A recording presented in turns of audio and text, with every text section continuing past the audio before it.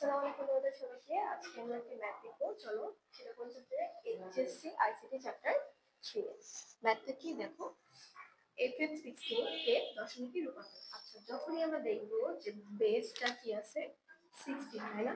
আমরা তো সবগুলোর বেস জানি। বাইনারির বেস হচ্ছে কি, বাইনারি হচ্ছে 2, ডেসিমাল হচ্ছে 10, অক্টাল হচ্ছে কত 8, তারপর লাস্টে হেক্সাডেসিমালের হচ্ছে কত 60।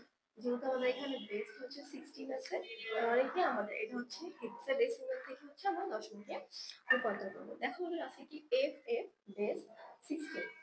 আমরা যেহেতু দশমিকে রূপান্তর করবো, তাই আমরা কি করবো, এই যে এফটাকে আমরা হচ্ছে 16 দ্বারা গুণ করছি, আর সাথে কি মাঝখানে হচ্ছে যোগ করে দিচ্ছি। সেম ভাবে আরেকটা এফকে 16 দ্বারা হচ্ছে আমরা গুণ করছি।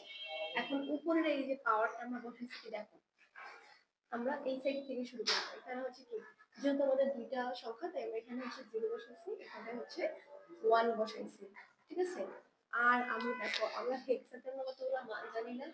a মানে হচ্ছে 10, b মানে 11, c মানে 12, d মানে হচ্ছে 13, e মানে 14, আর f মানে হচ্ছে 15। হেক্সাতে হচ্ছে আমরা এই মানগুলো হচ্ছে আমরা জানি।